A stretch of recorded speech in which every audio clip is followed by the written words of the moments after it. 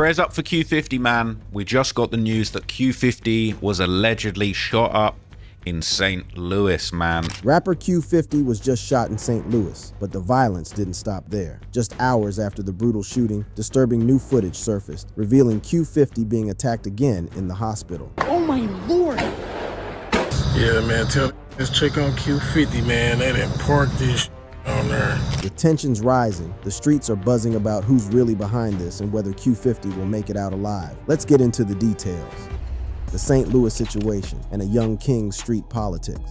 When word first hit the streets on August 17th, 2025, about Chicago's hottest young drill sensation Bloodhound Q50 allegedly getting touched in St. Louis, the entire hip-hop community went into overdrive. The initial chatter started bubbling up around 4 p.m. on social media platforms, with posts claiming that Q50's whip had been targeted in St. Louis, Missouri. What followed was straight chaos, a digital explosion of speculation, panic, and ultimately, serious questions about what's real versus what's cap in today's internet-driven culture. One particularly detailed post on X by @LashyBills was talking about Q50's black truck getting Swiss cheesed with more than 60 Draco bullets and left sitting on flats, painting a picture of some serious artillery that suggested this wasn't no random stick-up or petty beef. The post alleged that Q50 got himself caught slipping by posting his location on the gram, which would be a rookie mistake for someone moving how he moves in these streets. The alleged motive was centered around some heavy paper, a supposed theft of $60,000 from a St. Louis artist, though the exact details stayed murky throughout this whole situation. Some folks in the know were talking about it being a finesse. Others pointed to some unpaid debt, while still others claimed it involved Q50's role in getting back some jewelry for another cat. Whatever the real deal was, this bread dispute had allegedly escalated into the kind of get back that's become way too common in the drill scene.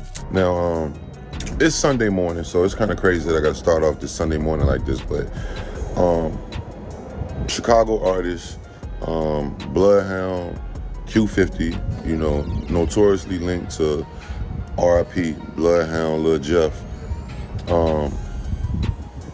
was shot up last night in St. Louis. Him and, or 4 people, I guess, I don't know if it's him and 4 people or 4 people all together.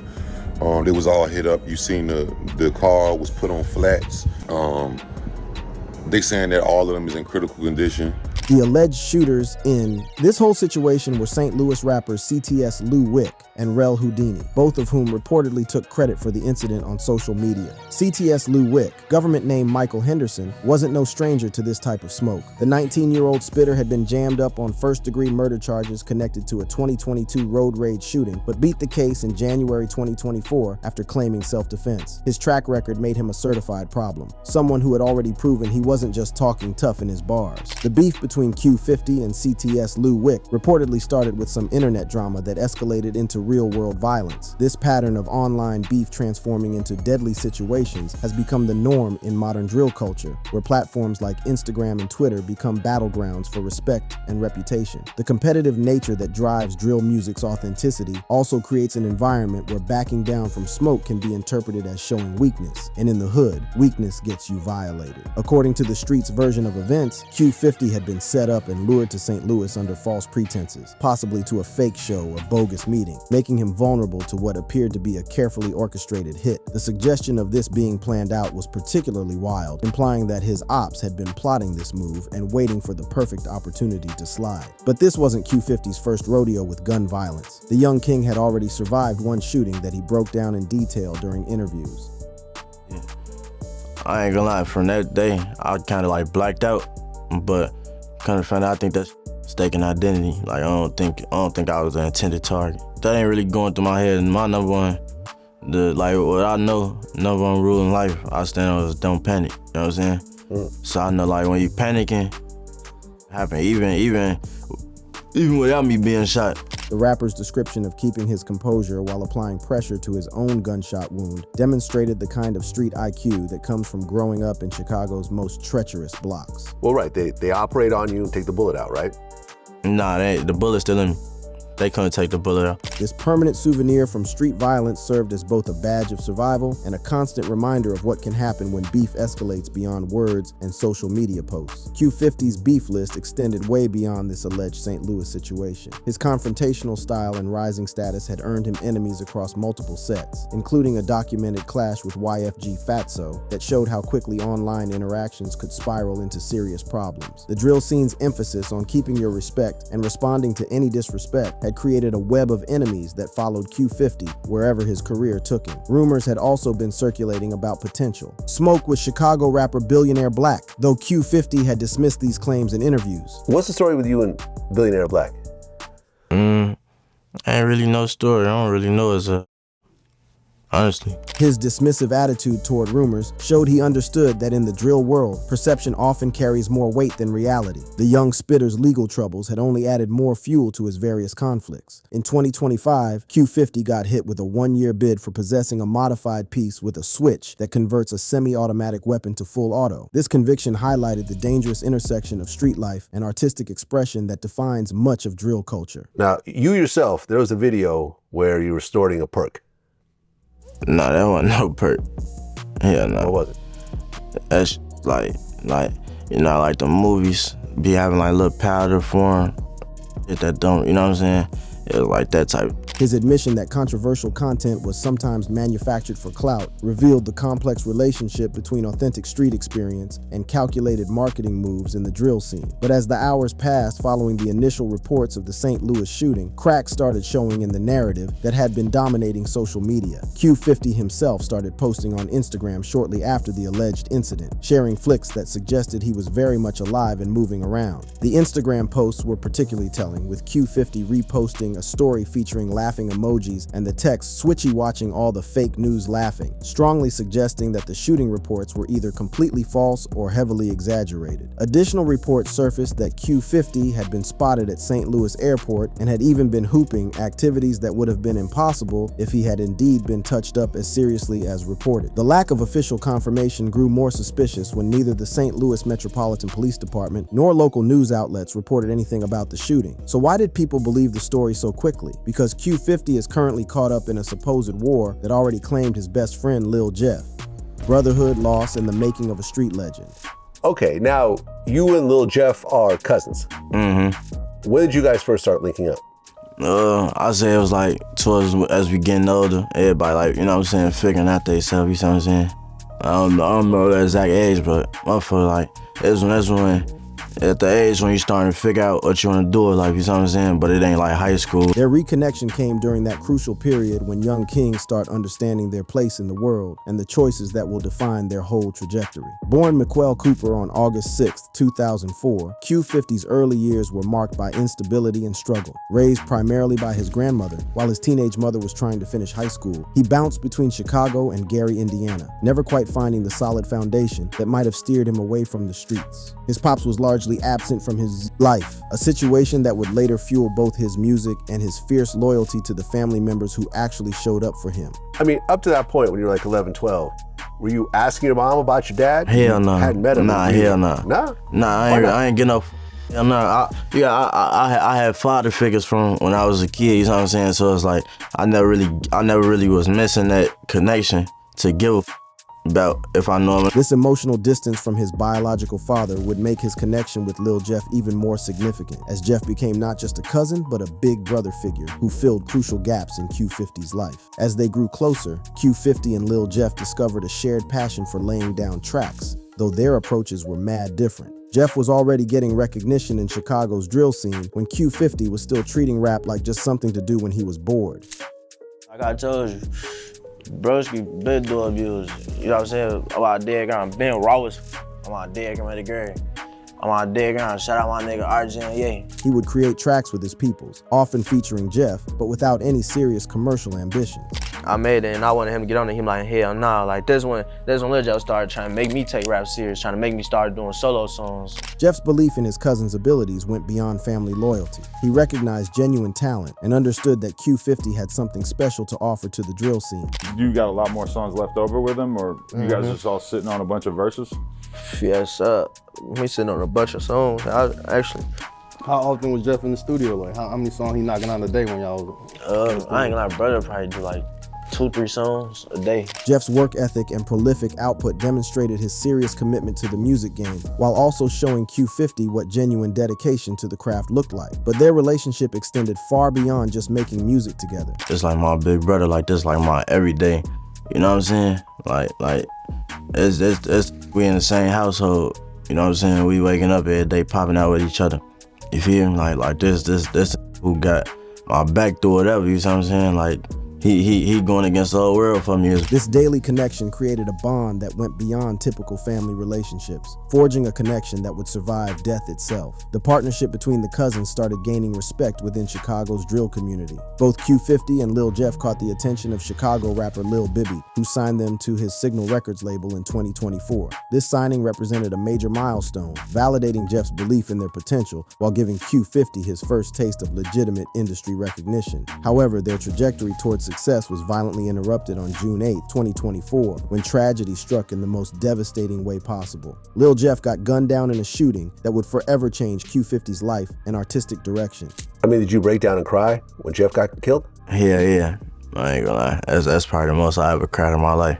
Really? Yeah. For someone who had learned to navigate Chicago's streets with emotional armor, this level of vulnerability spoke to how profoundly Jeff's loss affected him. Like, I always say number one rule, don't panic, but that time I panicked. Like, I was like, cause I was going crazy. Like, I'm like, what the is going on? Like, the going on with me right now? Like, I don't know. The loss was compounded by the realization that Q50 would now have to navigate the dangerous world of drill music without his mentor and protector.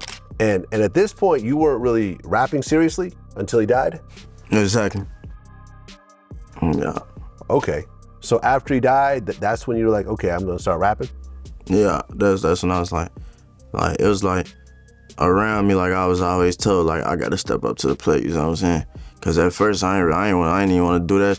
The pressure to honor Jeff's memory and continue their musical partnership, even posthumously, forced Q50 to take his craft seriously for the first time. Just over a month after Jeff got taken away, Q50 released Splash Bros on July 26, 2024. The track featured posthumous verses from Lil Jeff and became an instant banger, amassing over 2 million Spotify streams. The song served as both a tribute to their friendship and a declaration that Q50 intended to carry on their shared vision, even without his cousin by his side. Well, you said that ever since Jeff died, that you've been battling with depression.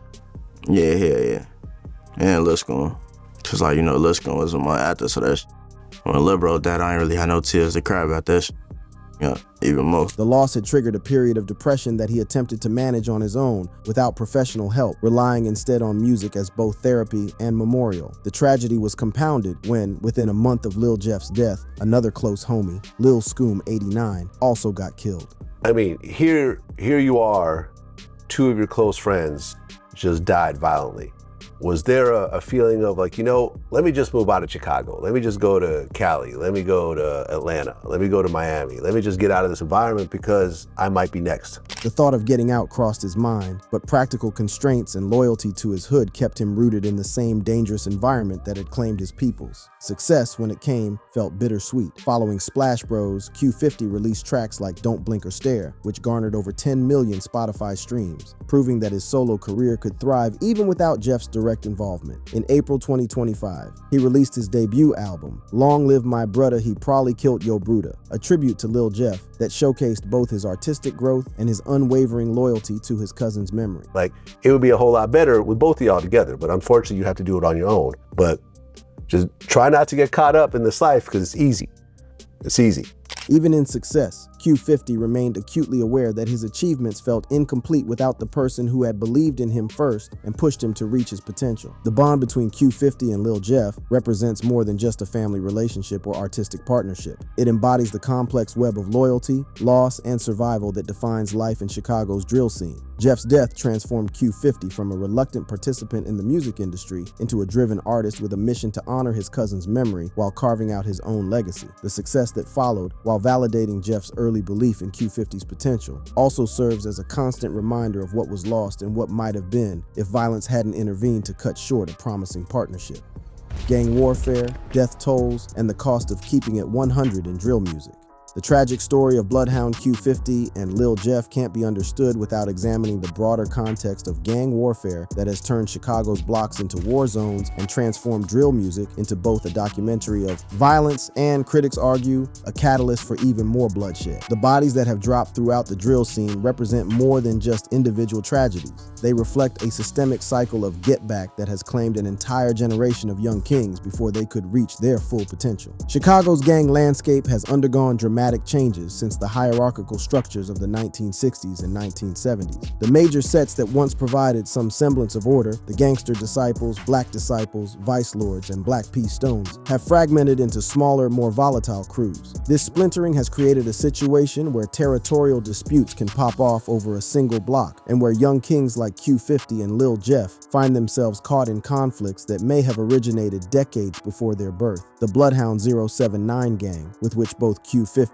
and Lil Jeff were affiliated, represents this new generation of street organizations. Unlike the more structured gangs of previous eras, these modern crews often operate more like loosely organized cliques, bound together by geographic proximity, family ties, and shared experiences of violence and loss. The fragmentation has made conflicts more personal and, paradoxically, more deadly. The war between Bloodhound and Trap City that claimed so many lives, including Lil Jeff's, exemplifies how modern gang conflicts operate in the streets. The cycle of violence began with what might seem like a minor incident, Lil Jeff allegedly taking a chain from Trap City's Vel in 2023. In previous eras, such a dispute might have been resolved through sit-downs or a controlled fade, but in today's fragmented landscape, it became the first domino in a chain reaction that would claim multiple lives. You see this on my face, you know how that explains a lot.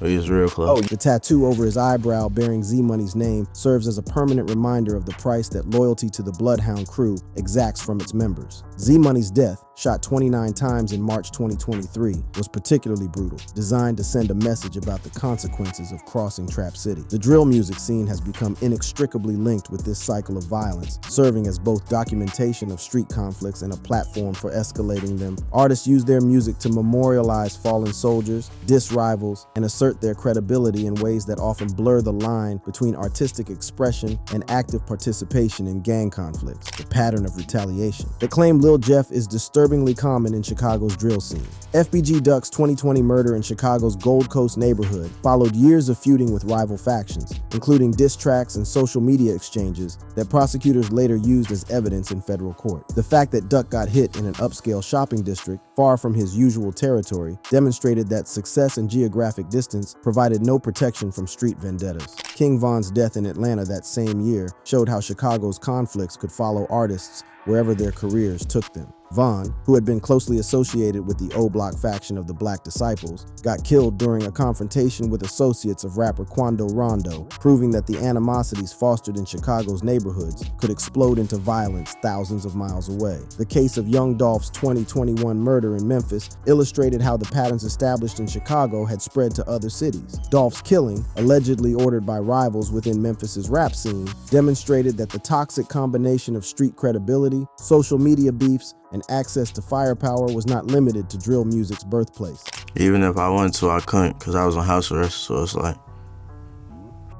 Legal restrictions often trap artists in the same dangerous environments that threaten their lives, creating a catch-22 where success brings both opportunity and increased vulnerability. The murder of Takeoff from Migos in Houston in 2022 demonstrated that even artists not directly involved in gang conflicts could become victims of the gun violence that permeates rap culture. Takeoff was reportedly an innocent bystander in a dice game altercation, but his high-profile status made his death a symbol of the broader risks that all rap artists face. The legal system's response to drill music has often focused on individual artists rather than addressing the systemic issues that fuel violence. Law enforcement agencies increasingly use rap lyrics as evidence in criminal cases, arguing that songs provide insights into gang activities and criminal conspiracies. This practice raises serious questions about artistic freedom while often failing to address the root causes of violence.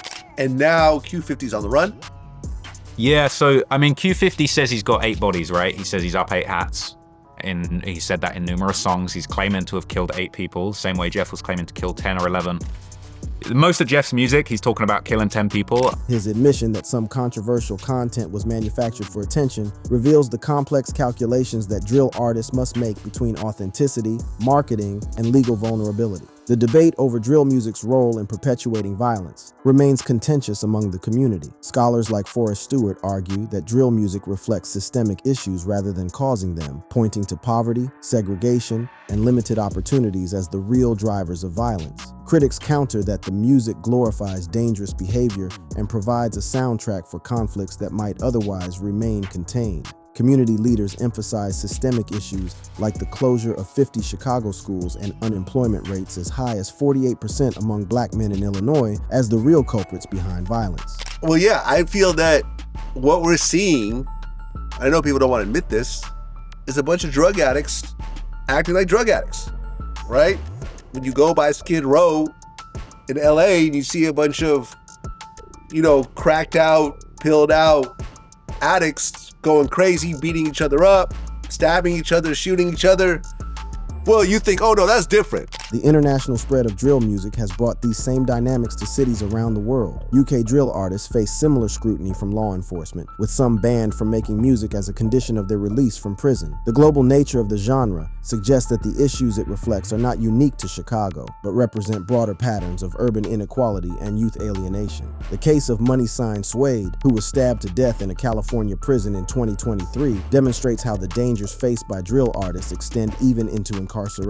The prison environment, with its own complex hierarchy of gang affiliations, can be just as dangerous as the streets that originally shaped these artists' experiences. I deal with that. I don't really need to talk to nobody about it. I don't really need to express that shit. I'm saying? It is what it is. I'll be all right. His reluctance to seek professional help reflects both the stigma around mental health in street culture and the normalization of trauma that allows young kings to function in environments where death is a constant possibility. The recent mass shooting outside rapper Mellow Bucks's mixtape release party in River North demonstrated how violence can follow drill artists even into supposedly safe spaces. The attack, which left 4 people dead and others wounded, occurred in an upscale neighborhood far from the South Side blocks typically associated with drill music violence, showing that geographic boundaries provide little protection from the smoke. The generational impact of this violence extends beyond individual artists to entire communities. Children growing up in neighborhoods where drill artists are regularly killed or locked up often see violence as an inevitable part of their future. The normalization of trauma creates cycles that can persist across generations, with each new cohort of young people entering a world where armed conflict is treated as a normal part of asserting identity and protecting respect. And it's almost like there's become this dichotomy between like the unks, the sort of older, more responsible, conscious generation of sort of trappers in Chicago, and then these younger, perk-sniffing demons that are just completely out of control. And, that guy, Trap City Rob, he's been doing a lot of interviews, really talking like quite consciously about, the life in the streets and sort of talking about how he wants to invest in his community and he doesn't condone the violence. Some artists, like G Herbo, have attempted to use their platforms to address mental health and provide alternatives to street life through programs like Swerving Through Stress. However, these efforts often struggle against the same systemic issues that created the problems in the first place, and artists who advocate for peace may be criticized as selling out or abandoning their roots. The international dimension of drill music has created new opportunities for cross-regional conflicts. The alleged involvement of St. Louis rappers and threats against Q50 demonstrates how regional rivalries can emerge between drill scenes in different cities, potentially escalating conflicts beyond their original local contexts. The legal system's approach to gang-related violence often fails to account for the complex ways that drill music both reflects and influences street conflicts. RICO prosecutions that target entire crews based partly on their musical output may succeed in removing dangerous individuals from the streets, but they often fail to address the underlying conditions that created the conflicts in the first place. The glorification of violence as a form of authenticity creates a dangerous feedback loop where artists feel compelled to live up to their lyrics, even when doing so puts their lives at risk. He died doing what he said. I think Q50's got this one lyric where he says, your homie died getting chased by somebody, my homie died chasing somebody. There's a difference, and they really wear it as a badge of honor. The story of Q50, Lil Jeff, and the Bloodhound Crew represents just one chapter in a larger narrative of urban violence that has claimed hundreds of young lives in Chicago alone. Their experiences reflect broader patterns of systemic inequality, failed social institutions, and the powerful appeal of street credibility in communities where traditional paths to success remain largely inaccessible. Want to see more like this? Click the suggested cards on your screen to continue watching.